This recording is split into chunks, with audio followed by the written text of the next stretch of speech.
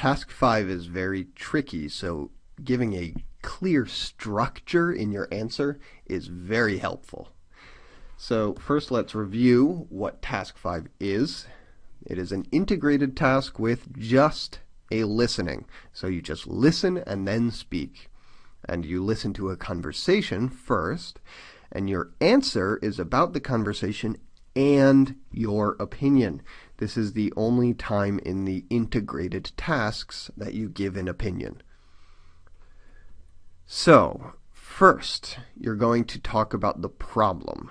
This is part 1 of your answer, and it is just a general context part that explains what the student's problem is, so that when you talk about the solutions and your preference, the listener knows what they are solutions for.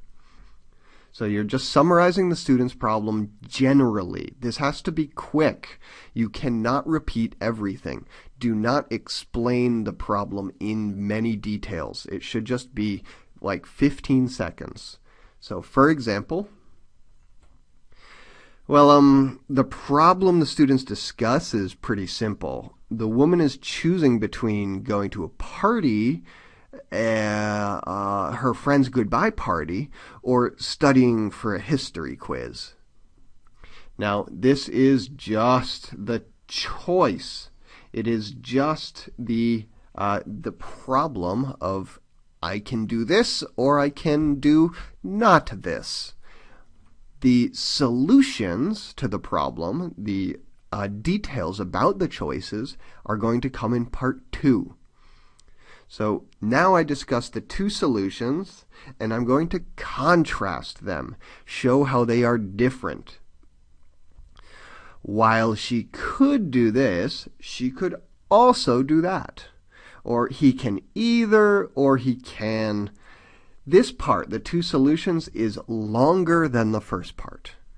Part 1 was a very general overview of the problem. Part 2 is more detailed and will be longer. So like I said, part 1 could be 15 seconds, maybe 10 seconds. Part 2 is more likely going to be 20 or even 30 seconds long. So you're going to explain the benefits and disadvantages of both solutions, why one is good and why the other is good, or why they are both possibly bad, a little bit of both. Be careful, though, to not spend too long on these solutions, because you need to save around 20 seconds for part 3. So these two solutions can be very tempting to talk about for the whole time. Sometimes students talk first about the problem, and then they talk about solution 1, and then they talk about solution 2, and they find they are already at 60 seconds, and they are finished. But there's a problem with that. We didn't talk about part 3. We need time for part 3, which will be your opinion, your choice. So solutions 1 and 2 need to be part of one section that should be 30 seconds or possibly less, right? You don't want to spend 45 seconds talking about this, because then you will not have enough time for part 3. Be careful to save 20 seconds here. So an example of part 2.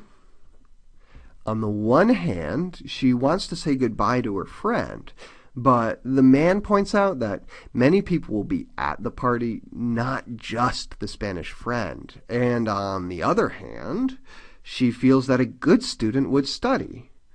But still, she already has good marks in the class, and she thinks that she might insult her friend by not going to the party. Okay, so I have the two options here.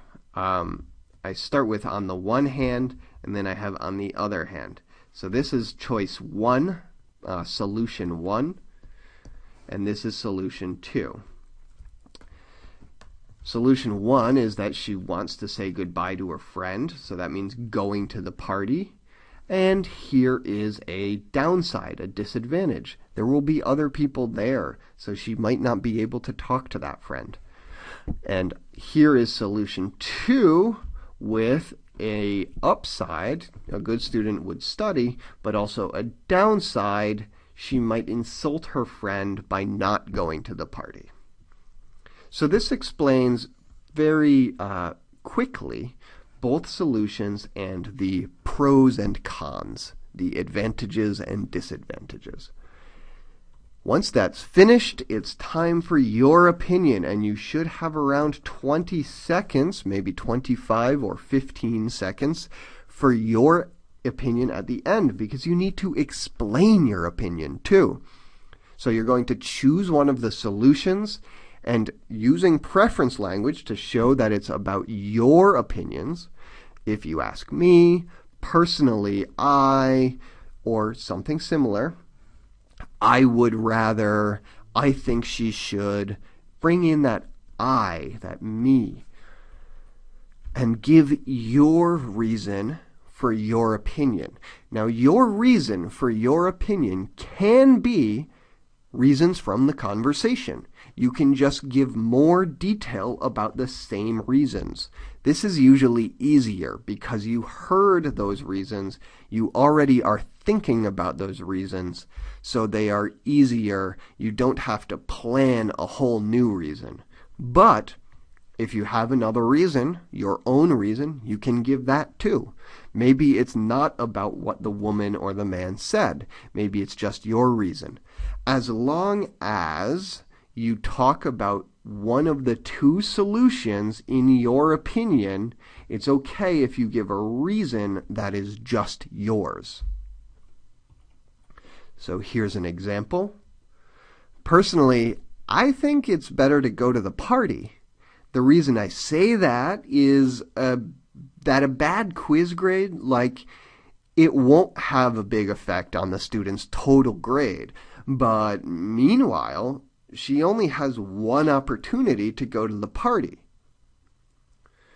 All right, so here I actually talked a little bit about my own reason, how a bad quiz grade won't have a big effect on the student's total grade, but it's actually related to something in the two solutions.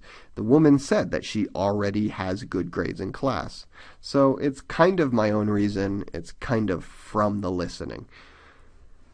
And all of this, in any case, explains my opinion. So you need to hit that last part with your opinion. Give yourself a good 15 to 25 seconds to give this part. But keep in mind that the longest part, the biggest part, is part 2. Those solutions take some time to explain. So, that first part with the problem must go quickly and just keep it general. Then you can describe the two solutions in detail and save time to give your opinion and a reason at the end.